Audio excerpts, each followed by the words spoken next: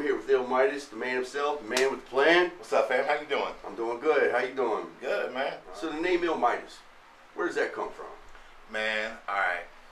So, it started at Cheddar Cheese, or J Cheddar. Mm-hmm. Then 8 Mile came out. And I wasn't fitting to be no Cheddar Bob. No Cheddar Bob. And I was actually a battle rapper. So, I couldn't be Cheddar Bob on stage. So you got Mike Ill Midas. I had to come up with that because of the cheddar cheese. Mm-hmm. And then, you know, back in the day, it got slaughtered. It got mispronounced. So when I came back after the like 9-10 year hiatus or whatever it was, I don't know when rap started or stopped. You know, we get a little lost sometimes. I figured when I came back, I had to drop the mic. So I dropped the mic, and that's how you get to Ill Midas. Let me ask you something. Let's talk about the past a little bit. When did you first realize that you had a way with words? I always, since I was a kid, would make up words to songs in my head and have like my own words for like back in like the 80s with Mike and the Mechanics and everything. I mean, just to take, you ask. So, and then, you know, the Fat Boys and then everything like back then. So I'm like always kind of thinking of raps. But, like, it would always be, like, one line or a punchline. I'd be like, ah, that's dope. Just kind of filling in time with a punchline. Yeah, but then, I'll be honest with you. The day I learned I could rap, me and you were sitting in the crib, tripping balls. It's like 25 years ago. But tripping balls. And we had this instrumental. It was Puff Daddy. It was Can't Nobody Hold Me Down. Oh no. Yeah. Okay. And we started rapping. And I didn't quit for 20 years. Speaking of which, concert. Your first concert. The first time you stepped on that stage and grabbed that mic in front of everybody. Just tell the people a little bit about that. First concert? First time you ever hit that mic, it doesn't even have to be a concert. Okay, first time you hit a mic and people were like, damn that shit. I'm going to tell the first concert because, as you know, I was high as fuck back then, and this is something I actually remember. So the first concert, we took over someone's back deck, and it was me, you, and BL. We had like a 4-song track list for BDC. I think I'm 16 here. Like, don't quote me on that, but I think I'm 16. 16, maybe 17, but that's what that is. Yeah, like it's a long time ago. But I swear I could remember all my lyrics, but my stage fright was so fucked up. I performed to these 2 chicks that were standing in the corner instead of the entire crowd. You want to know what else I remember? You were on stage with a broken arm. The first time facts. He got on stage, broken arm, cast in a sling with a mic in his hand. Dedication. Believe it or not, Kurt Moon broke my arm in this same backyard playing football 2 days before. Rest in peace, Kurt. Kurt, love you, man. Tell him what else happened, because there's more to it. Okay, so I guess we're 3 songs in of our first show. Next thing you know, there's a light show that goes with the music. Unfortunately, these lights were the police. And they ran up in the house, they ran in the backyard, everything. We didn't have a playing light show, but all of a sudden we had one. Next thing I know, I'm running, ducking, dipping, diving through backyards and that whole area. There's like a group of 6 people with me, hiding from the police. You know, we're fucked up, we're underage. You got a little something somewhere. And, you know, it was a bad scene. But long story short, we ran far enough where they ain't get us. And that is pretty much the whole story of the first concert. What do you think you make of yourself before rap? Like, what did you, in your mind, who were you going to be before you rapped? Or did you just want to rap? A motherfucking hustler. You better ask somebody. You heard? I mean, it is what it is. That's what I wanted to be. And you speak the truth.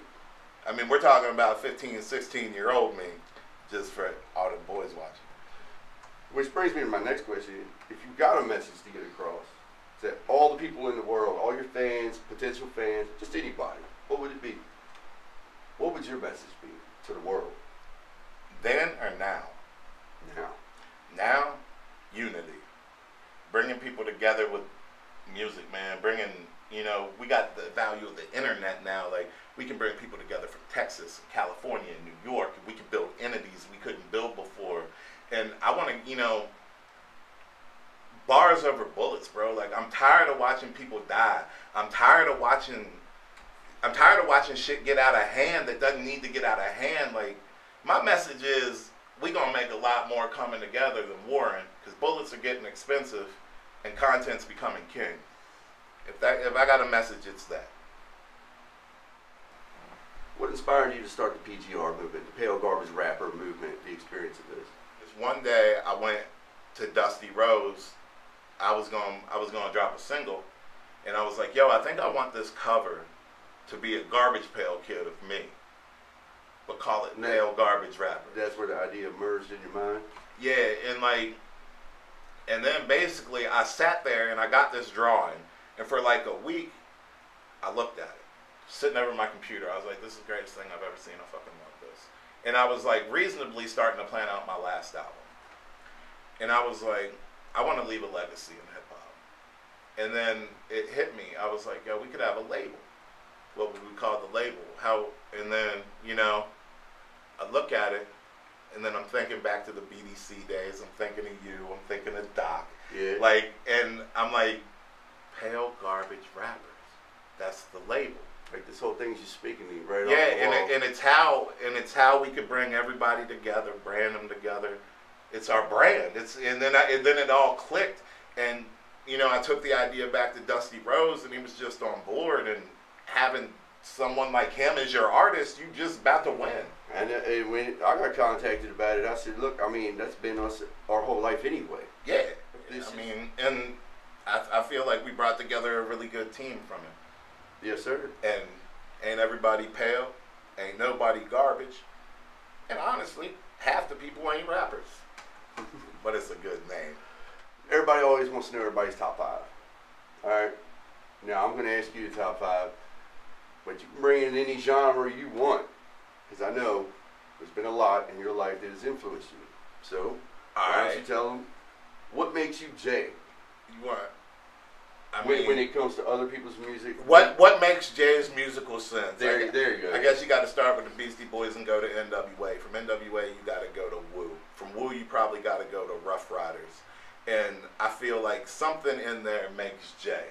But then you got to add in the outside influences like the Pink Floyds, like your Led Zeppelins, Metallica, fucking Nirvana, you know, all that art, the grunge phase, like punk rock, Op Ivy. Yep, I mean, that was our era. Yeah, like, so you want me to give you the top 5 influences on me. No specific order? No specific Because I don't think I can do specific order. That's fine. Yeah. Well, then you got to go Pink Floyd, Dr. Dre, Method Man, Pac. I mean, gotta be Pac. And, man, as weird as it might sound, 50, just from how we write hooks. 50 Cent? From how we write hooks. Yeah, I fucks with it. I fucks with the whole What's list. weird is 50 is nowhere near my top 5 rappers. Just not a knock on 50. He's just not near my top 5. But his songwriting rubbed off on me. Like, the way he writes a hook is fucking untouchable. Yeah. Yeah.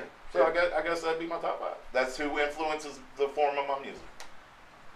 So, tell me personally, what are your favorite top 5s of the tracks that you have personally been involved with? Been involved with, or my tracks? Your tracks. Let's say your tracks. Okay. I'm going to have to start in no particular order. No particular order. Paradise. Because that's what started this whole movement, was me getting off my ass and ordering the stuff to make Paradise. Marilyn Monroe. I think it's the most slept on song I ever made.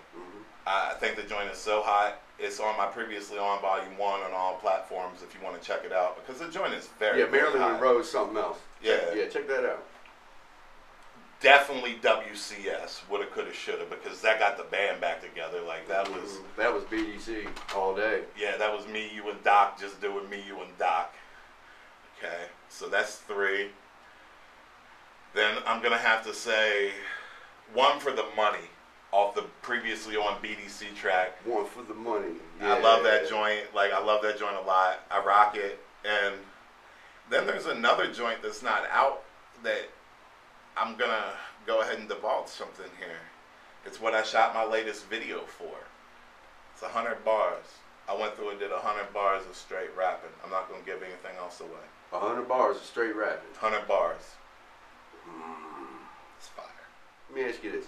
If you were to do a collaboration with anybody, let's say anybody in like the top tier of music, or any tier of music, honestly, who would it be? Who would your dream collaboration on a track be? Tech Nine.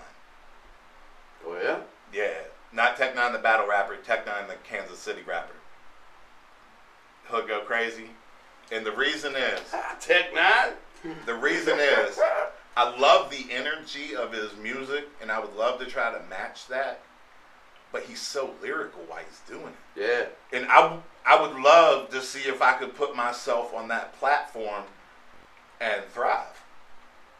So I guess your answer would be Tech Nine. Good, man. That's something that I would have never thought that, to be honest with you. And he's independent. He did it all himself. I respect the fuck out that dude's hustle. So tell me about some of the other artists affiliated on PGR. Okay, let me run down the roster. We got the BDC. That's me, you, and Doc. BDC. People either know about BDC or they don't, but they will. That's all I'm going to say about BDC. We got Dust Bones from Winchester, Virginia. Currently a Richmond rapper. One of the most lyrical motherfuckers ever. And he got that funk with it. And then you got October Nova from Manassas, Virginia. He is a bar rapper. And when I say a bar rapper, I don't mean just punching. Like, he is a scheme bar rapper. He could exist in the battle. He could exist on a track. And he can write a fucking hook. Yeah, I bet. Then you got Solo Rocks. He's a Houston rapper originally from Manassas, Virginia. He's also a producer. He's got Stranger Things bumping right now. He's got the Goodfellas EP bumping right now. He is fire. Then you got Ayo Nicky. Ayo Nicky. Trap soul beats. He's got some flow that he keeps hidden from everybody. I feel he's going to be one of the premier producers of all time, ever. Like Ayo Nicky. Then you got Batmass from the Batmass. old school. He is the lyrical miracle. I don't know what I could say about him that I haven't already said. Dude's bars are next level, and his rhyme schemes are just like that. Then you got the newest member of Pale Garbage Rappers, F.A. Blanco, a Baltimore native. And he's a trap rapper, bro. He bring it straight from the trap, do the drill shit, he do the hard shit, and he's one of the coolest motherfuckers I ever met. And last but not least, we got Lord Dynasty. He dropped the first official video for PGR that went over 100,000 views, Demon Mode. He's got the Moment or a Lifetime single dropping June 17th. And also one of the greatest people I've met. He reps Orange, Virginia, originally from New Orleans. Comes up here and fucks with us. VA all day. And that will be the Pale Garbage Rappers. So I know you got a lot of other things going on right now, not just the music. So right about here is where I'm going to have Jay tell you exactly what he's got going on. Jay, tell these people what you got going on. Oh, we have so much coming up, let me tell you. Okay, June 16th, Trappin' in Balenciagas drops on all streaming services. F.A. Blanco's first single on PGR. June 17th, Moment or a Lifetime, Lord Dynasty's newest single, and it is a banger. Coming up, dropping on PGR. June 23rd, Jefe Blanco's second single on PGR, Legendary. July 3rd, Pale Garbage Rappers Rares, Volume 1. Our first compilation mixtapes dropping, along with the video for that 100 bars. And everything past that, we gonna keep a secret. Also, check out PaleGarbageRappers.com. Check us out on Facebook, all socials, Pale Garbage Rappers, Twitter, Insta, Snap, everything. We got the NFT contest going on right now. If you purchase an NFT and subscribe to the website, then on June 21st, we will be having a drawing where the winner gets a video shoot from Capture PH, a photo shoot from Nerdy Boy, a promo package from me, either a beat from Solo Rocks or Ayo Nikki that comes with production. And there are a few other prizes. Check out all our merch on PaleGarbageRappers.com. We got some super dope shit on there. And besides that, go run these videos up, man. BDC. Ripping microphones, but that's stating the obvious. Ripping microphones, ripping microphones, ripping microphones, but that's stating the obvious. Kicking shit to make MCs back down. Ripping, ripping, ripping, ripping, ripping, ripping, ripping, ripping, ripping, ripping, ripping, kicking shit to make MCs back down.